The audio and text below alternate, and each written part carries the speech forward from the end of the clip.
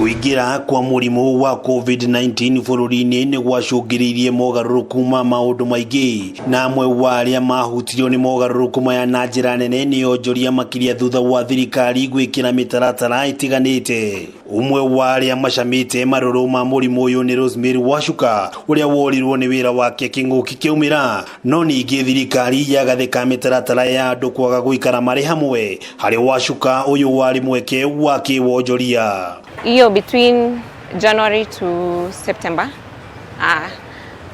it was hard. Number one, mepoteza kazi, and number two, you are thinking of, so what else can I do? So, and I had a child on the way still, so it was double challenging, and I knew that this is someone that I anantegemea, so there was no point of staying at home. So that's why we came up with this initiative as a post-COVID. Ruhonge rwa mikawa ni rumwe rwa iria ciahutirio na njira nene ni kinguki giki amu kurumirira mitaratara ya thirikari oni thaburi andu aria mabati gukorwo mikawa-ini ni rianyihirio, na uguo ni kwari na bata wa andu kuria, no ringi na ringi gwa kuria ni kwagaga thutha wa mikawa kuhingwo. Have a collection tank down here. Then we have these compartments where we store food.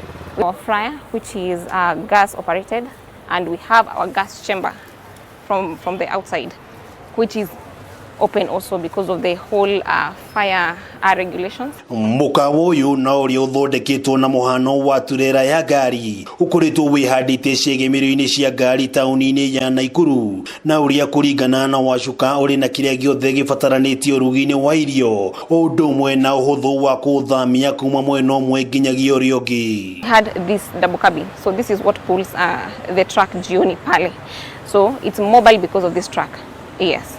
So we are normally here from 9 in the morning to 5 jioni.